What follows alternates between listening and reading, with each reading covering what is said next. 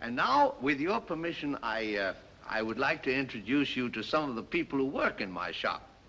First, I'd like you to get acquainted with my head salesman, Mr. Kralik, played by James Stewart. Yeah, I can buy 24 of these cigarette boxes at Miklos Brothers. What do you think of it? I think it's great. Well, open it. No, Mr. Martichek, it's not for us. But you haven't listened to it. It plays Ochichornia. Even if it played Beethoven's Ninth Symphony, I'd still say no. No, I just don't like the idea. My first sales lady is Clara Novak, played by the very charming Margaret Sullivan. She argues, too. Listen, I sold as much goods yesterday as anybody else in the shop. 95 Pengo 50 isn't bad for a rainy Monday 3 weeks before Christmas. Did you tell that to Mr. Martichek? Yes, I did. And what did he say? He said tell her not to come in that blouse anymore. Tell him I won't. I will. Oh, I thought you were a customer. I should have known better. However, every disappointment has its bright side. Ladies and gentlemen, I want you to meet Ernst Lubitsch, our director. The man who gave you a Garbo in Ninochka who made you laugh, and who now gives you a Morgan who makes you laugh. I hope. Yes, I hope so, too, in the shop around the corner.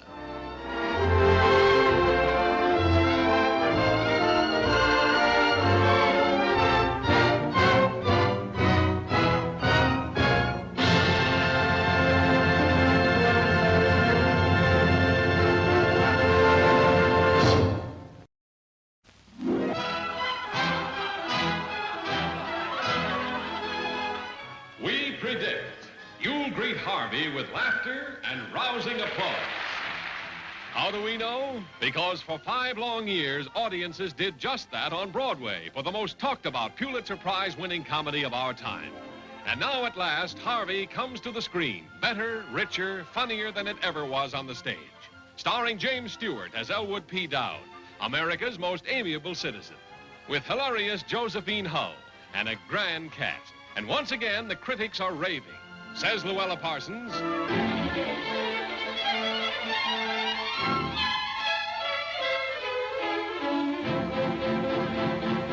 And Walter Winchell.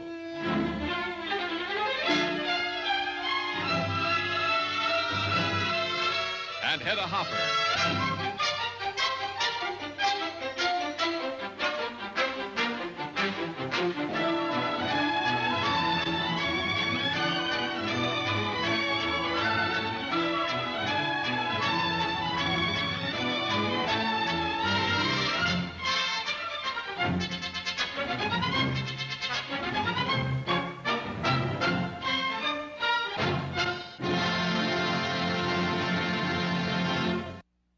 Hello, friends and enemies. C.K. Dexter Haven, I would like to talk to you. Well, let's go in the talking room. I want them out, and you too. Yes, Your Majesty, but first, could I interest you in some small blackmail? Oh, you want to get even with your ex-bride, huh? It's an article, complete with snapshots, details, and insinuations. And it's ready for publication in Spy. And it's about your father and that dancer in New York. You're lying, Dexter. I can always tell. You are a mess of intuition. Well, Mother, we're hooked. Are they really reporters? Not even friends of Jonathan? They aren't anybody's friends, but we're to pretend they are. We all rode into this thing on a filthy blackmail. I can tell there's something in the air because I'm being taken away. Kittredge is no great tower of strength, you know, Tracy. He's just a tower. Heaven brought them together, I imagine. Doggone it, C.K. Dexter Haven. Either I'm gonna sock you or you're gonna sock me. Shall we toss a coin?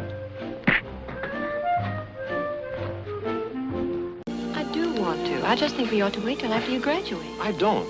It's only a month. Janet, a month. Please. It's all right. I personally consider us engaged as of now. Congratulations. David, no. Look, you can say yes in a taxi. I have a 2:30 appointment I'm and you're... staying right here. Oh, afraid you'll say yes? I'll see you tonight at Brandon's party. Okay. You can say yes, sir, just as well as in a taxi. Goodbye, darling. Bye.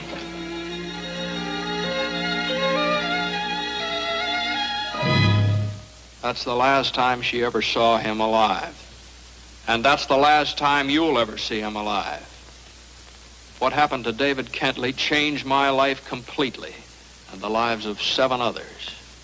Janet Walker, Henry Kentley, the boy's father, his aunt, Mrs. Atwater, his best friend, Kenneth Lawrence, a housekeeper named Mrs. Wilson, and the two who were responsible for everything, Brandon Shaw and Philip Morgan.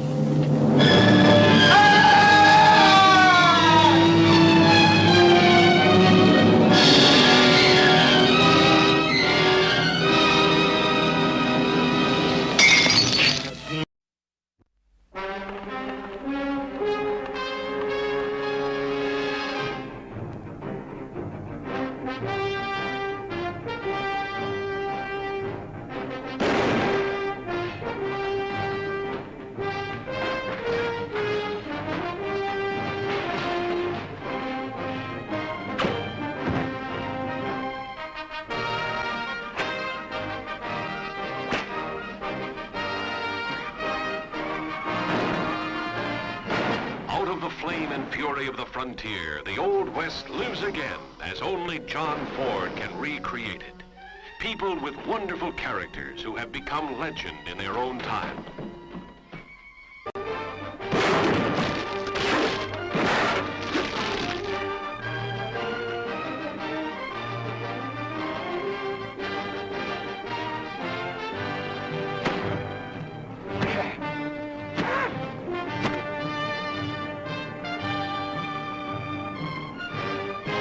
You all heard him say he had a gun in his hand, didn't you? I didn't say that. That ain't murder, Mr. Marshall. That's a clean-cut case of self-defense.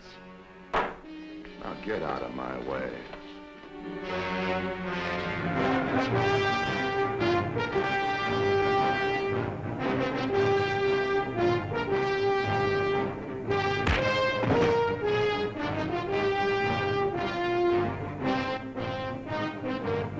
This time, right between the eyes.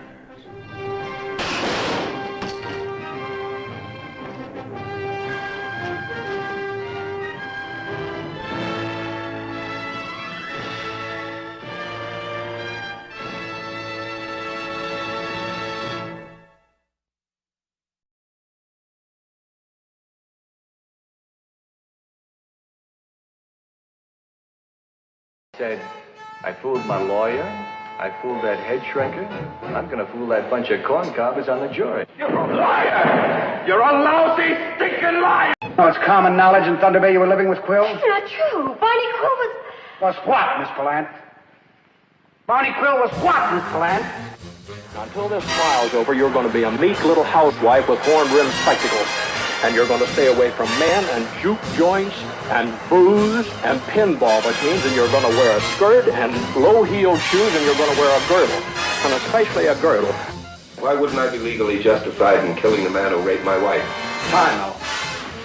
Now, if you'd caught him in the act, the shooting might have been justified, but you didn't catch him in the act. Is that because you know that Barney Quill bathed and changed and cooled off after he raped and beat hell out of this poor woman? Your Honor, everybody in this court is being tried except Frederick Mannion. I must protect... Now listen, this is a cross-examination murder case. It's not a high school debate.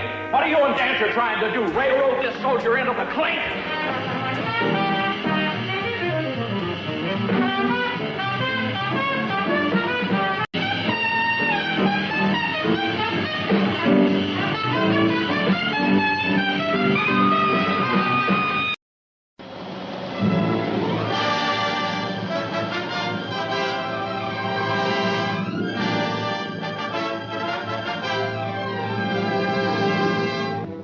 Goes to Washington is a significant picture.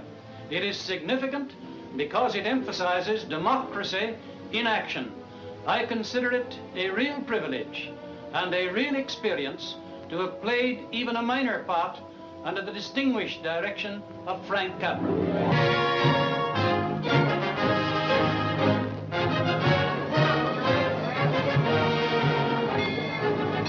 By far, the greatest picture of filmdom's top director, three-time winner of the coveted Academy Award, the most timely, the most vital, the most significant picture ever to come out of Hollywood.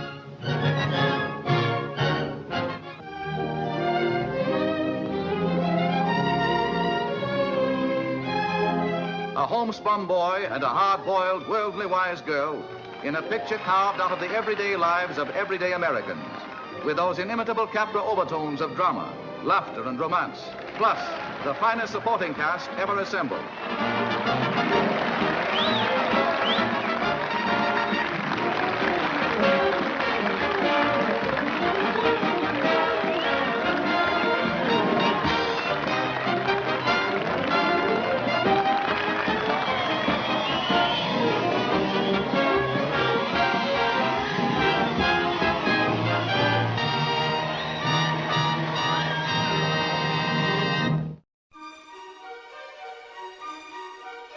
I asked you to come up here, Scotty, knowing that you'd quit detective work. But I wondered whether you'd go back on the job as a special favor to me. I want you to follow my wife. I'm afraid some harm may come to her. From whom? Someone dead.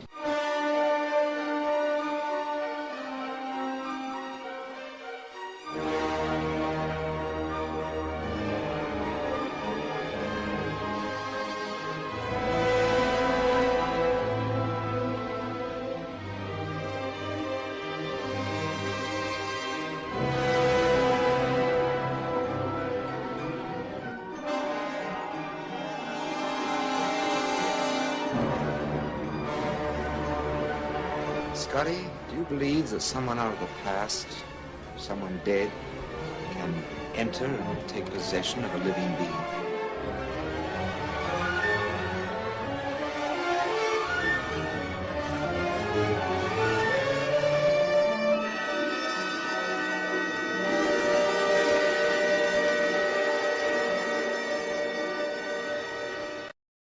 This is the apartment of a man named Jeffries, a news photographer whose beat used to be the world.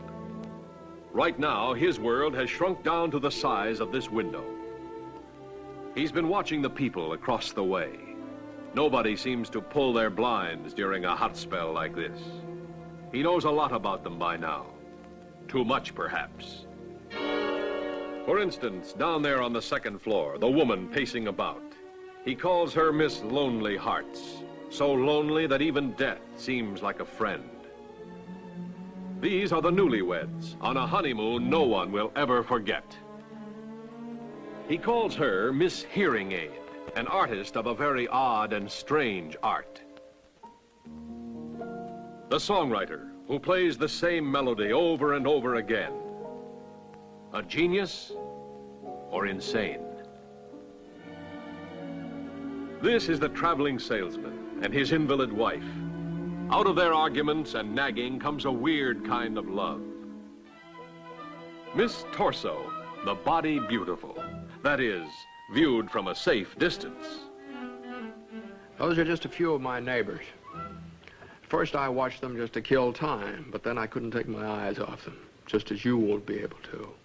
And you won't be able to take your eyes off the glowing beauty of Grace Kelly, who shares the heart and curiosity of James Stewart in this story of a romance shadowed by the terror of a horrifying secret. I